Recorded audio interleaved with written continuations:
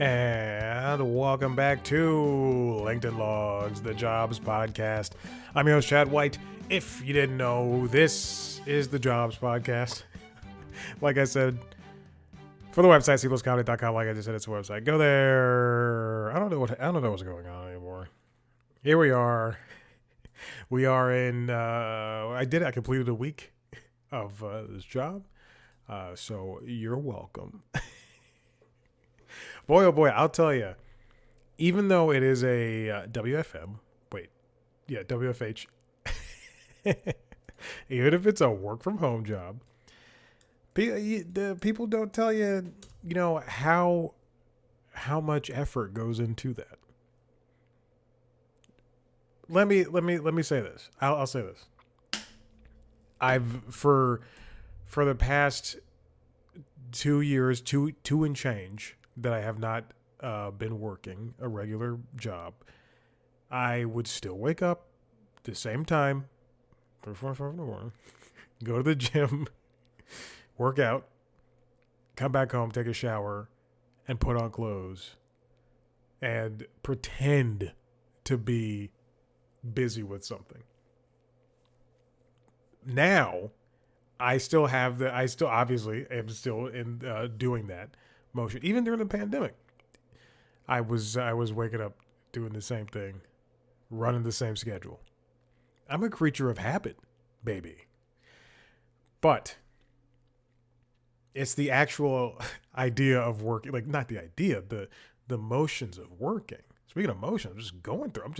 I sit down at the computer. It's 10 a.m. and I crack my fingers like a cartoon. And then I sit down and start doing the work. Although it's a lot different now because I don't have my personal laptop. Well, my work laptop. So that's coming. At this point in time, I am essentially shadowing, which is good, which is fine. Yeah, that's pretty much it. And that'll come this week, just in time for Christmas. And then I won't be thrown to the fishes. I'm being eased into it, which is great. On Thursday, we had me and then 2 other people that I work with, who are the people that I will be working with. So they're supervisors and also contemporaries. This is the word I'm looking for. We're on the same level, and they're also above me. They're very nice, and it wasn't the person I'm mainly working with is one of those 2 people, and she was like, "Let's sit down with this other person I interviewed with, and we're just going to we're just going to chop it up, more or less." She didn't say that. And then we sat down. In the first 5 minutes, they were like, "You have any questions for us?" And then I asked a question and proceeded to sit here for the next hour and 55 minutes. I'm not kidding. It was a 2-hour and change meeting where I just sat and I listened. So I asked a really good question. No big deal. I've been doing this for 12 years. I've been doing this for 12 years. I mention just the idea of working because, I can no longer take naps during the day. I can't just like go and do something. I can't go to the movies during the day anymore. Wicked for Good was my last midday movie. I have to see Avatar on Christmas. The rest of you friggin' normals. Ugh.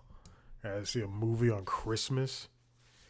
When in reality, all I want to do is sit at home and not be bothered by people. Yeah, Avatar Fire and Ash is coming out. I just started watching Christmas movies last night. It is December 16th. I started watching it December 15th. And the first one was Nightmare Before Christmas. And I like to end on Christmas Day with A Christmas Story and A Christmas Story Christmas. On Christmas Eve, I like to watch Office Christmas Party and The Night Before. Just like that, because they're both loud party movies, and then Christmas Story, Christmas is like the family thing. by myself, obviously, or with the pets. Obviously with the pets. But yeah, that's what I do. And then in between, there's roughly 30 Christmas movies lined up. Die Hard, Die Hard 2, Home Alone 2, Gremlins, Mickey's Once Upon a Christmas, 4 Muppet movies. Great. All right, let's get into this first story so I can go back to work because I actually have some things I need to do. Oh, should I? Hold on, I don't know if you can see this. Yeah, you can't see anything else because I do have something. I do have a work stuff up. Anyway, this comes to the New York Times, written by Rebecca Davis O'Brien is the last pinned person. U.S. employment rate rises, a warning sign for the economy. Is this the jobs thing? Oh, interesting.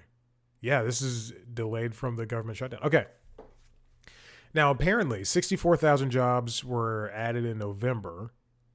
This is from the data delayed by the government shutdown. The unemployment rate ticked up 4.6%, which is the highest level in 4 years. They provided a nice little chart that shows that, wow, there was a boom in jobs in looks like 2024, early 2025. These figures could be revised later, obviously, but there was a steep decline going into the main part of 2025. Now, jobless rate last month rose 4.6%. This is what Ms. O'Brien's writing. Up from 4.4% in September, the last month for which officials had a full picture of the labor force before the weeks-long government shutdown. It's the highest unemployment rate since September 2021, when the economy was emerging from the pandemic, and it increased from 4.0% in January. We've had a bunch of mixed signals in the past few months regarding unemployment and regarding the state of the economy. This report also included some data that was left over from October, collected from a survey of employers after the government shutdown ended. Now, the report has things like interest rates, federal layoffs, and people looking for full-time work. For the interest rates, we know that the report reinforces the Federal Reserve's decision to cut the interest rates. That was last week. That was an action they took last week. The Fed's on guard for signs that the labor market is on the cusp of cracking, even though we're told that the economy is doing extremely well. They're weighing the labor market's weaknesses against the risk posed by elevated inflation. Federal layoffs. Among the forces affecting the report was the end of the deferred resignation program for federal officials that the so-called Department of Government Efficiency, DOGE, launched this year. Remember, DOGE is itself cut. There are apparently a large number of people who are working part-time who would rather work full-time. The share was 8.7% in November, up for a full percentage point since this time last year. And I know people I was one of them, who I wasn't even working part-time. But I know plenty of people who are in that same position who would rather have the stability of a full-time job. Oh, it has numbers for black workers. I'm one of those.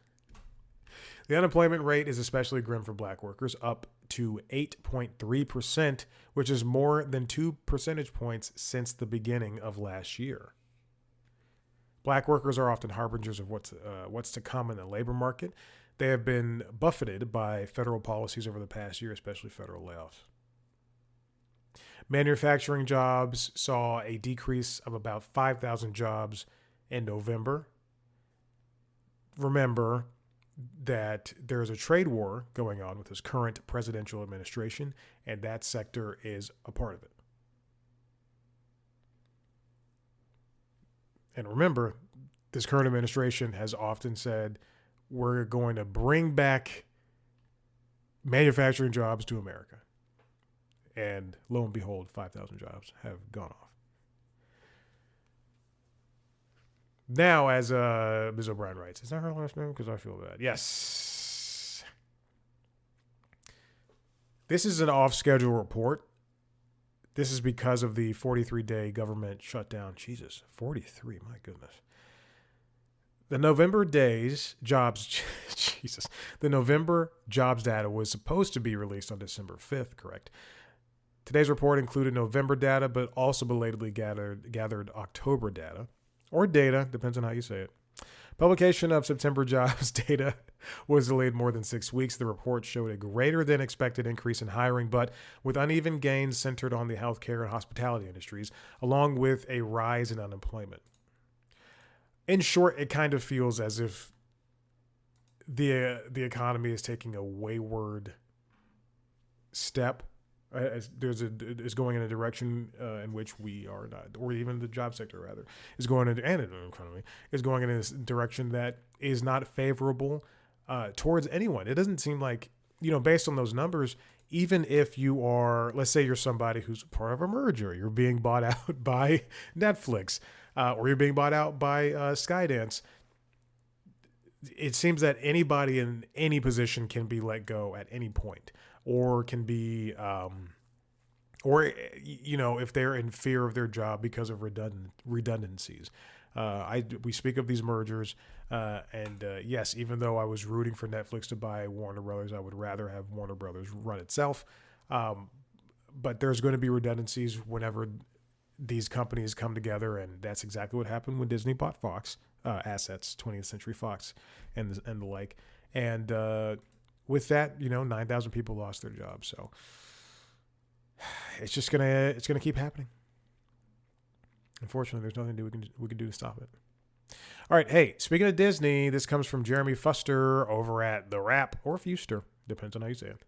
Unions raise flag on Disney. OpenAI's deal infringement concerns. Built its business off our backs. Last week there was an announcement.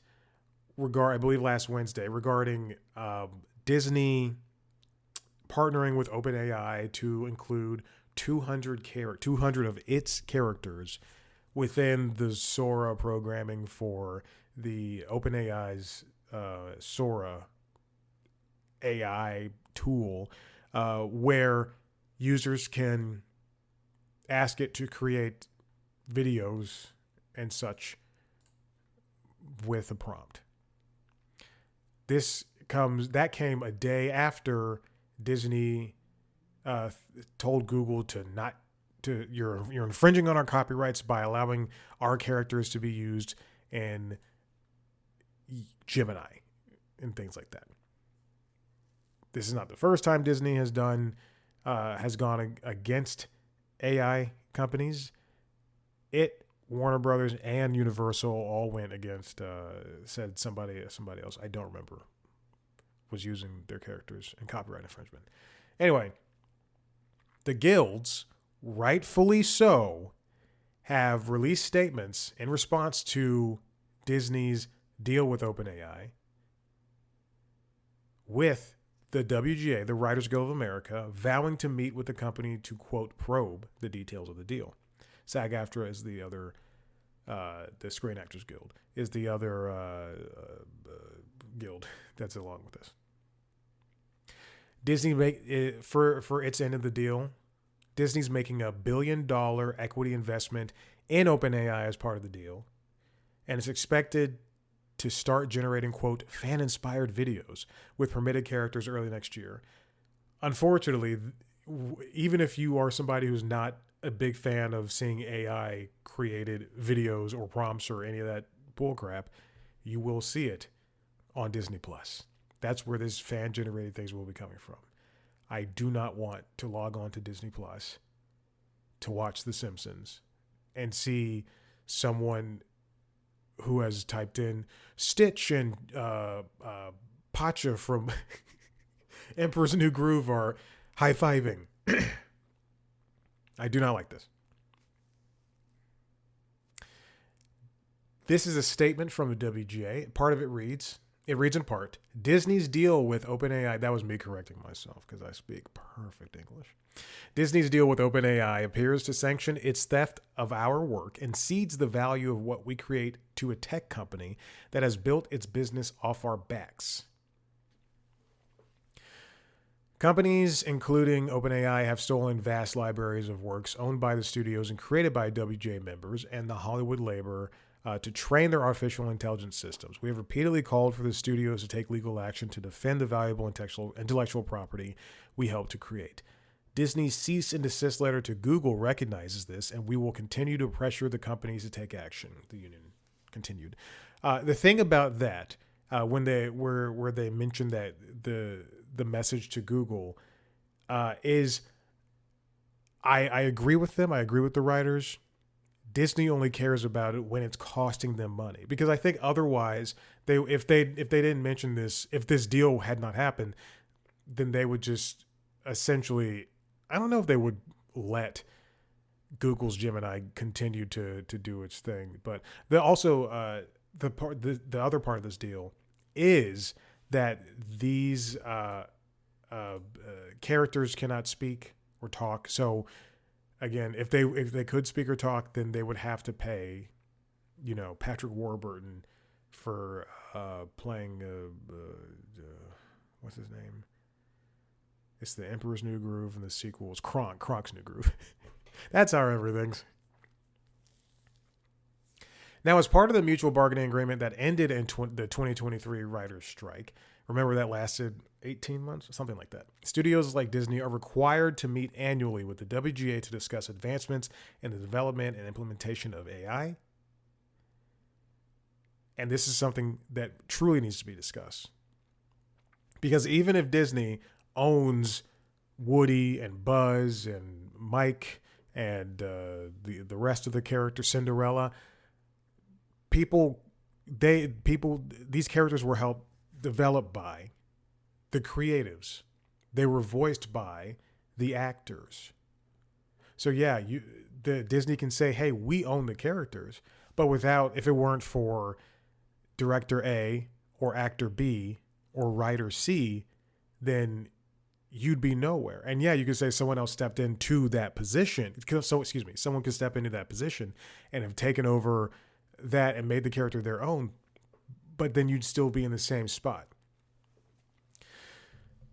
SAG-AFTRA, in its own statement, said it has had quote, months of frank discussions with OpenAI about the union's demands that actors have control over whether they give consent to AI companies to use their name, likeness, and performances in generative software. The union also said it will monitor the implementation of Disney's AI software to ensure that it makes good on its promise to, quote, ensure ethical and responsible use of this technology. We've seen the same moves over the past year. Actors do not want their likenesses to be used without payment. I will say this. Let me finish that thought. Actors do not want their likenesses to be used, in parentheses, without payment. However, I think there are a lot of actors, and I would say probably a majority of them, who would rather not have their likenesses used in AI software at all. This same thing, more recently, Scarlett Johansson was not a fan of OpenAI last year, I believe, or maybe it was earlier this year. I don't remember. Releasing its ChatGPT 4.0 or 3.5, one of those, and having a voice that sounded just like her character from her. And then all the way back in the 90s when Robin Williams signed his contract with Disney, they could not use his voice for anything that he was not a part of, voice or likeness, I believe, for Genie. And that's why you got Dan Castellaneta voicing Genie for a couple of projects, including the Aladdin cartoon show, if you don't remember that, but also some of the sequels. Was Robin Williams in Kingdom Hearts? That's what I'm thinking of right now. I have all of the Kingdom Hearts games. I have every single Kingdom Hearts game. I have played roughly an hour of each. And you know what? I love the world of Kingdom Hearts. I like the Disney characters in there. I like a crossover with Final Fantasy. But boy, oh boy, those games are so tough. I'm playing through Mortal Kombat 1 right now on Xbox. It's on Game Pass, so I'm just knocking that out. And Pokemon Scarlet and Violet's DLC. There's nothing to do with this job podcast. Anyway, Disney's also acknowledged that that cease and desist letter is sent to Google on Wednesday, alleging, quote, massive scale copyright infringement of Disney's IP.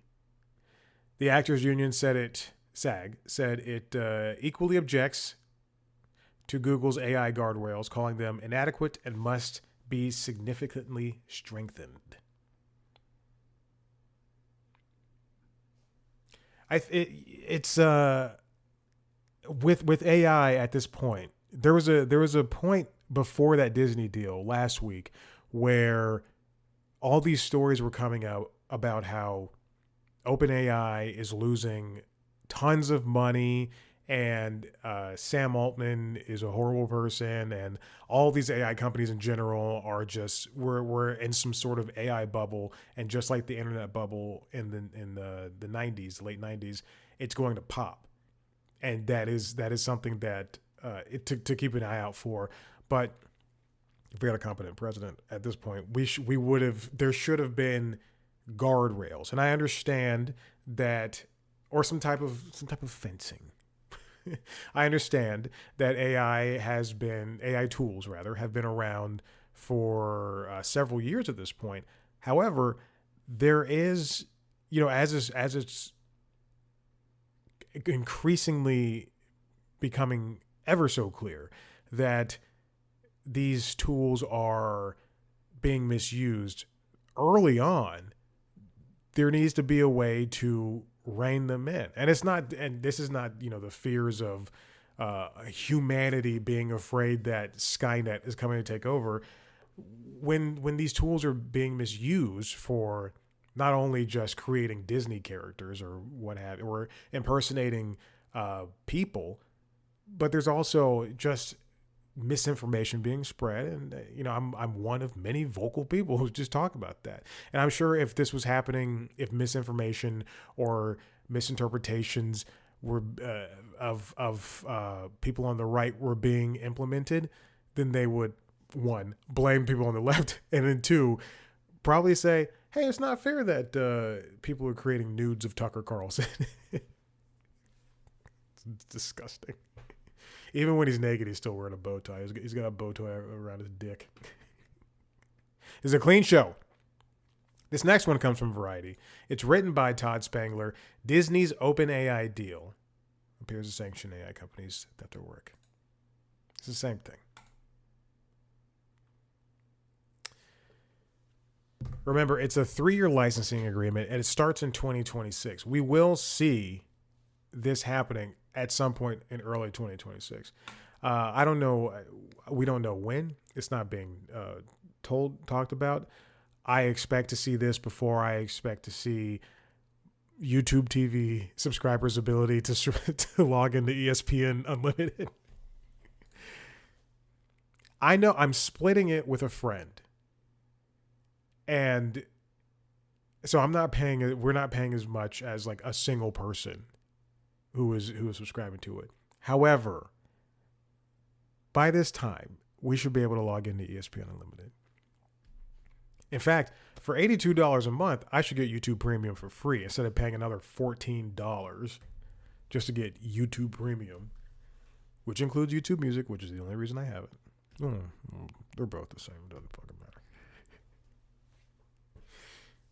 Now, the reason I linked this article is because an OpenAI rep responded to WGA's objection to the deal. They said, quote, this is a landmark agreement because it shows how AI companies in the creative industry can work together to establish meaningful standards for responsible AI in entertainment.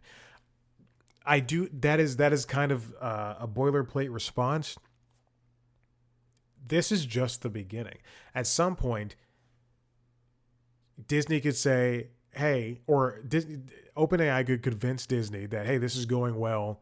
Why don't we do something more? And Disney will find a way to not pay the actors, the people who are behind these characters. Uh, and in fact, here's the thing: I work at a company that I have been told uh, is interested in using AI tools. They're not going to use them in any creative ways. They're using them in ways to not remix things, but to do the tedious things that would take a lot more time. Um, so they'd be opening up time for other people, regardless. I feel as though it is. I think it's fine. I'm not gonna completely say, screw AI, but I do, but I because I do feel that, again, I've said it before, these AI tools are exactly that. They're tools. You're not gonna write a paper with this. My sister's. This is something. This is a ruler from my. If you're watching the video, you saw my sister's name on the ruler. This is her ruler from. Oh my God! This has to be from the 90s. Anyway, you're not going to write a paper with this ruler. You're not going to, do your taxes with this pair of scissors. You can't use one tool. That's what I'm saying. Is you can't use one tool for everything.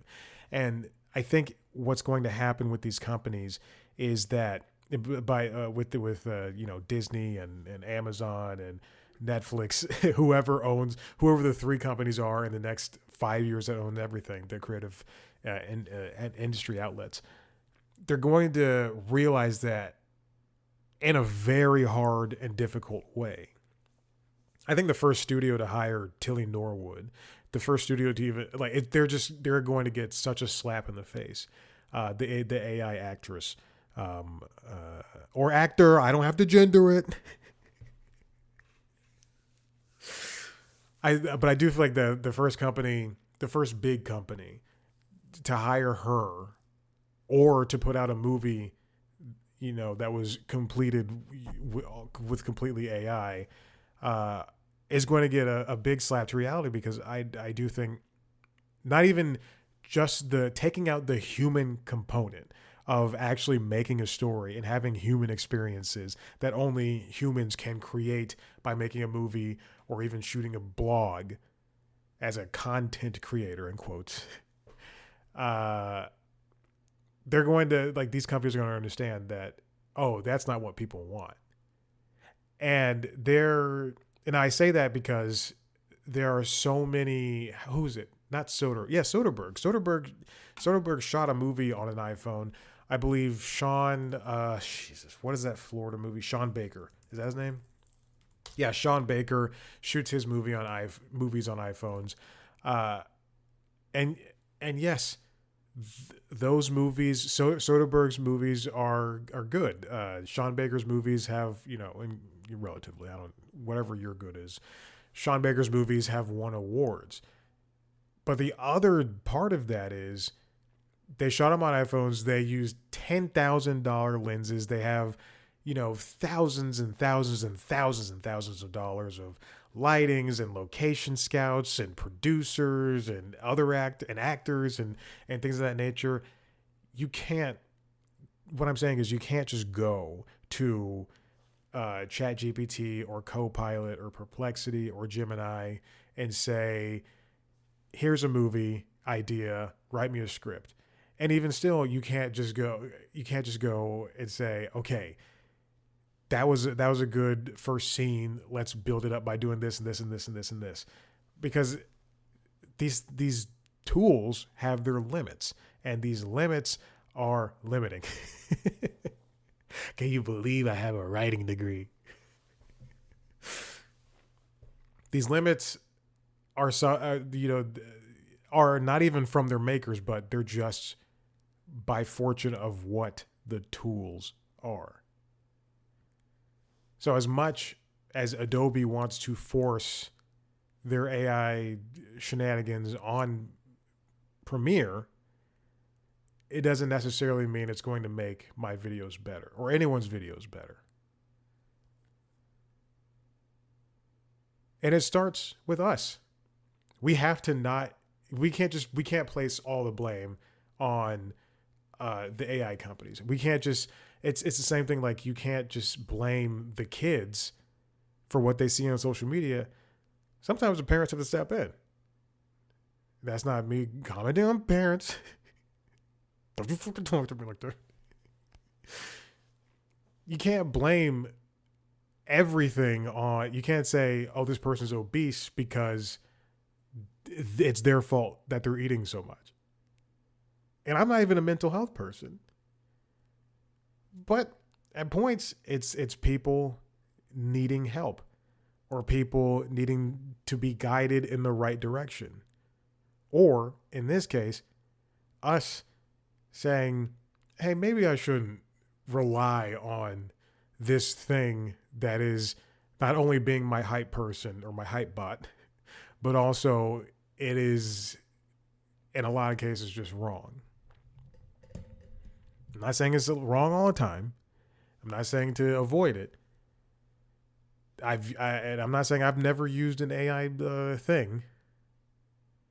I used one this morning at 4:30 something this morning. I asked it, hey, here's my leg workout. Am I hitting the adductors and the abductors? And it told me yes. And it gave me all this other stuff. And I was like, all right, that's all I want to know is if I'm hitting with these specific exercises, abductors and abductors.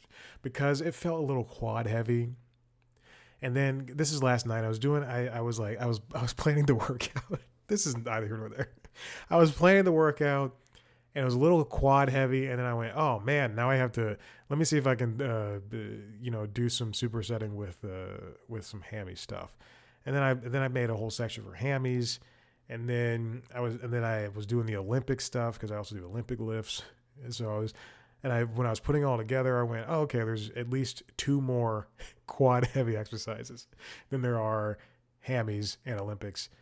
And then that just sat in my mind all night. I woke up and I was like, I'm going to ask ChatGPT.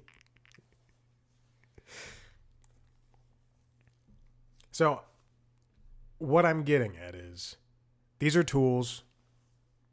We can't force these companies to not use them because at some point they're going to implement them. But we can slow them down. We can get them to understand with SAG, with the WGA, and with our own selves that it's important. The human component is very important. Also, another thing that we can do as humans is this is something that Google is looking at in particular. When you Google something and the first thing that pops up is an AI generated prompt, don't click on it. Don't rely on that being your own thing because they are looking at that data. Scroll down, click through links. If Reddit pops up on the first page, then click on Reddit. Do something. Don't let, because if you keep doing that, they're going to train it that way. The reason I know that is because I've done when I needed money prior to having this job.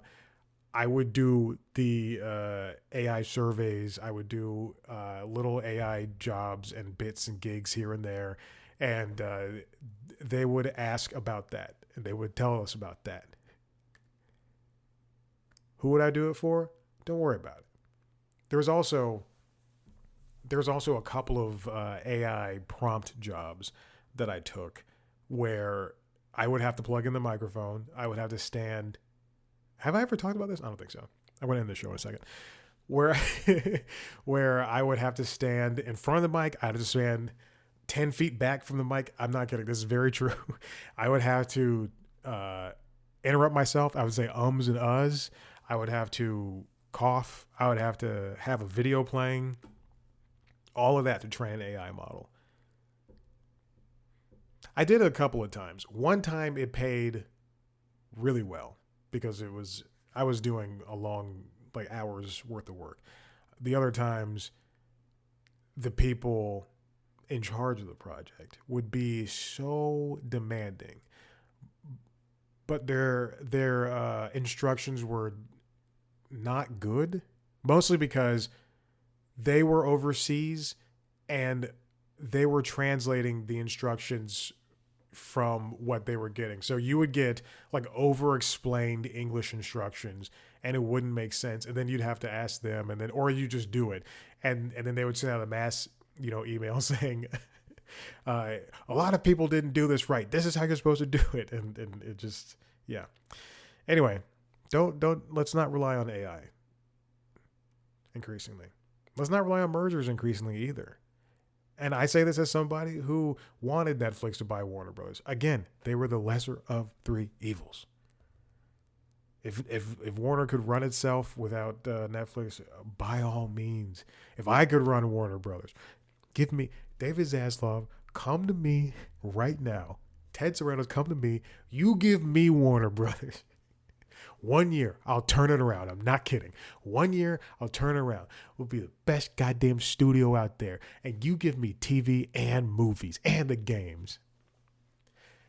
Netflix didn't even factor in, I said this on Constitutionals, Netflix did not even factor in the WB games, which includes the Rocksteady, the company that made all of the Batman Arkham games, which are fantastic, except for Origins, which they did not make.